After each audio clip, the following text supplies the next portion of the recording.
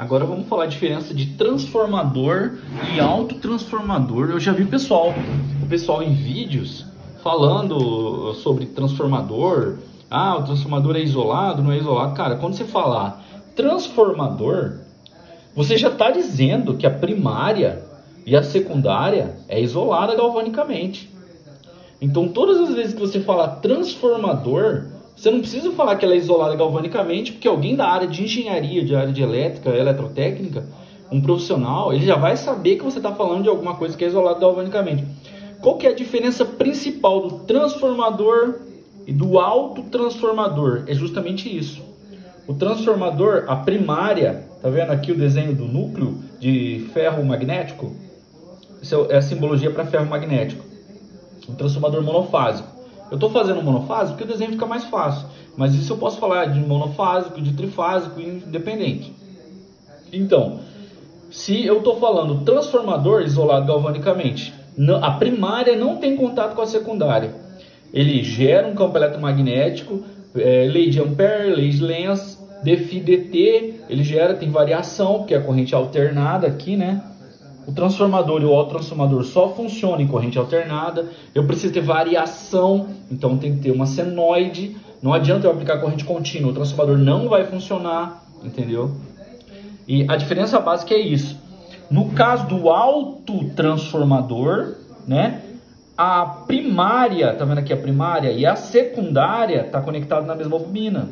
Então eu venho aqui, ó, primária tem 220 volts. Se você ver, eu não vou falar sobre fórmula e teoria, porque tem zilhões de vídeos na internet falando sobre isso. Só que o básico que o pessoal erra muito é o nome, autotransformador. A primária e a secundária tá junta. Transformador, a primária e a secundária tá separada galvanicamente. Então geralmente eu preciso de uma isolação galvânica, eu uso um transformador. Eu não tenho problema com isolação galvânica, posso usar um autotransformador. Aí vão falar, mas qual é a vantagem de transformador e autotransformador? Tem uma vantagem muito básica. Uma coisa interessante que você tem que ver é a seguinte: eu só consigo usar autotransformador se a diferença entre a primária e a secundária for de até 3 vezes, né? Se eu estou aumentando a tensão, se eu quero baixar de 220 para 127, dá 2 vezes. Estou reduzindo 2 vezes, né? Então dá para fazer. Se eu quisesse 220 para 10 volts, já não dá para usar um autotransformador.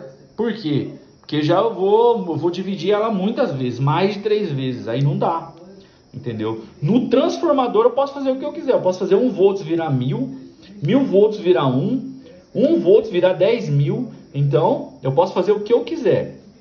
No caso do autotransformador, não dá. É só até 3 vezes.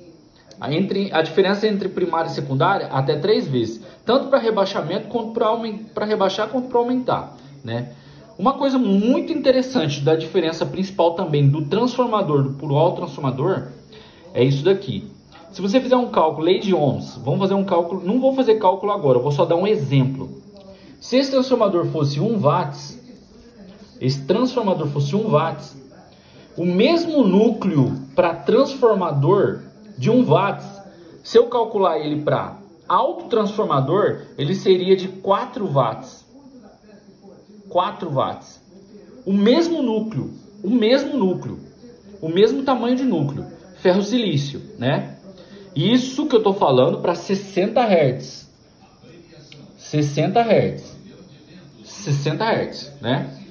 Porque tem outra questão também. Quanto maior a frequência e eu estiver mudando o núcleo, se eu não estivesse usando ferro-silício, eu usasse ferrite, por exemplo, quanto maior a frequência, menor o tamanho do transformador. Também tem isso. Então tem várias fórmulas que você usa. Mas basicamente, para explicação simples, rápida, para a gente entender sobre a diferença básica de transformador e autotransformador, é a ligação dele. A forma com que está ligada a primária e a secundária. Então tem isolação galvânica? Transformador.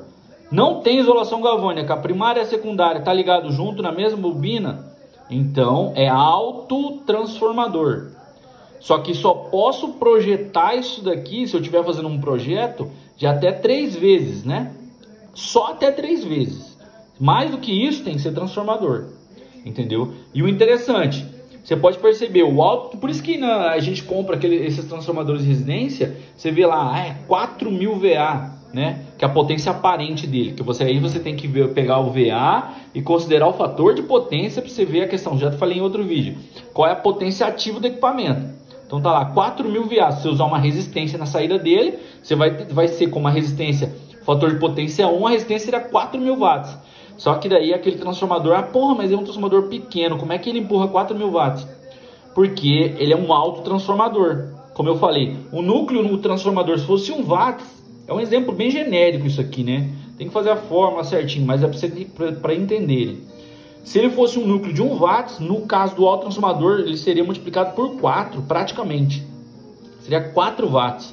Então, um transformador, se você fazer um autotransformador virar um transformador, ele vai diminuir 4 vezes a potência, exatamente.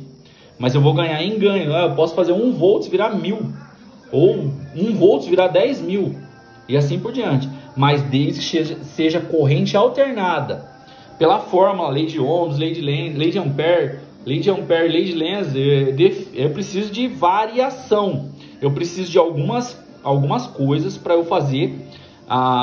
Se eu aplicar a corrente contínua aqui, não vai acontecer nada. Vou magnetizar, mas eu não vou ter tensão induzida. Para eu ter tensão induzida aqui, eu preciso ter variação. Para mim ter variação, a corrente tem que ser alternada.